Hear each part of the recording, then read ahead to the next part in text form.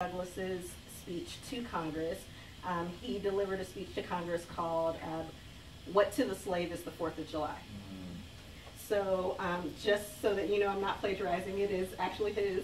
I made a couple of changes. There's also some quotes in here from various other authors, hopefully some that you recognize.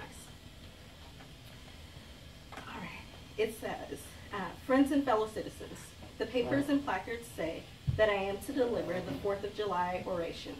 The fact is, ladies and gentlemen, the distance between this platform and the urban poverty from which I escaped is considerable, and the difficulties to be overcome in getting from the latter to the former are by no means slight. That I am here today is to me a matter of astonishment as well as gratitude. You will not therefore be surprised in what I have to say. I demonstrate no elaborate preparation. This, for the purpose of this celebration, is the 4th of July. It is the birthday of your national independence, of your political freedom. This to you is what the Passover was to the emancipated people of God. It carries your minds back to the day and to the act of your great deliverance, and to the signs and the wonders associated with that act and that day. The celebration also marks the beginning of another year of your national life, and reminds you that the Republic of America is now 242 years old. I am glad, fellow citizens, that your nation is so young. Nations number their years by thousands.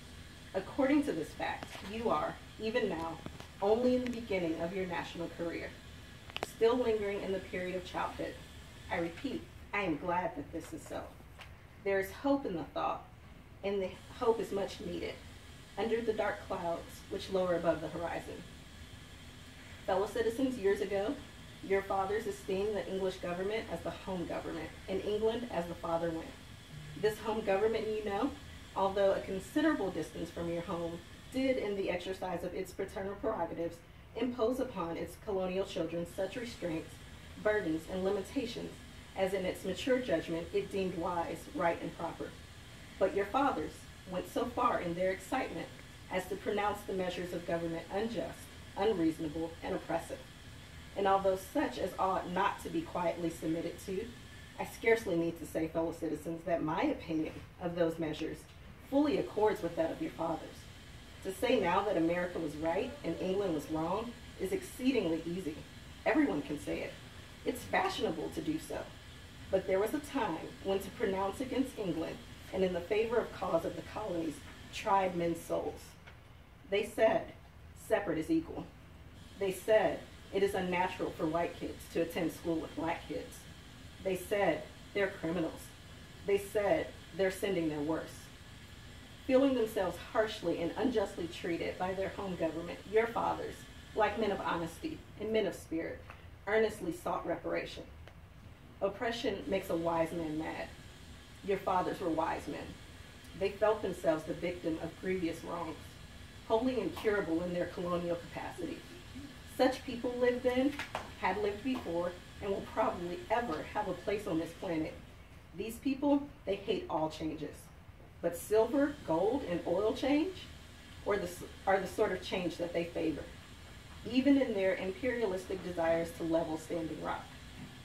These people were called Tories in the days of your fathers. Their opposition to the then dangerous thought was earnest and powerful. But amid all the terror, revolutionary ideas moved on, and the country moved on with it. Citizens, your fathers made that good resolution. They succeeded, and today you reap the fruits of their success. The freedom gained is yours, and you, therefore, may properly celebrate this anniversary. Pride and patriotism, not less than gratitude, prompt you to celebrate and hold in perpetual remembrance. The signers of the Declaration of Independence were brave men. They were great men, too, great enough to give a fame to a great age. Even today, I wonder, when James Madison wrote to Congress that black people should be considered 3/5 of a person, how long did he have to look at his slaves to figure out the math? Wow. They love their country better than their own private interests. And though this is not the highest form of excellence, all will concede that it is a rare virtue, and that when it is exhibited, it ought to command respect, such as when Thomas Jefferson granted freedom to his children, born of rape, with his slave, Sally Hemingway. What have I, or those I represent, to do with your national independence? Are the great principles of political freedom and of natural justice embodied in that Declaration of Independence? Are those extended to us? Can Colin Kaepernick take a knee and retain his job in the same way that Kim Davis retained hers? Can Eric Gardner comfort his daughter? Can Mike Brown hug his kids? Can Sandra Bland pursue her career? But such is not the state of the case. I say it with sad sense of the disparity between us. I am not included within the pale of this glorious anniversary. Your high independence only reveals the immeasurable distance between us. The blessings in which you, this day, rejoice are not enjoyed in common. The rich inheritance of justice, liberty, prosperity, and independence bequeathed by your fathers is shared by you, not by me. At every level of educational attainment, Black families' median wealth is substantially lower than their white counterparts. The typical U.S. household with a head who held a college degree had $268,000 in wealth, compared with $70,000 for a Black household with a comparably educated head. Black students in America today, if they're lucky, get less than $10,000 per year in public school funding. These same Black students get on average $32,000 for a publicly funded prison cell.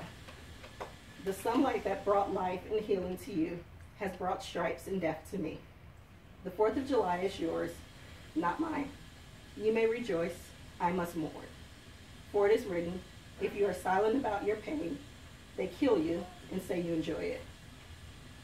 The most disrespected woman in America is the Black woman. The most unprotected person in America is the Black woman. The most neglected person in America is the Black woman.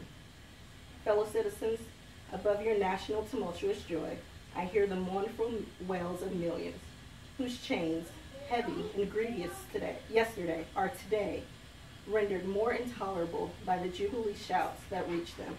If I do forget, if I do not faithfully remember those bleeding children of sorrow this day, locked in cages, to forget them, to pass lightly over their wrongs, and to chime in with the popular theme would be treason most scandalous and shocking, and would make me a reproach before God and the world.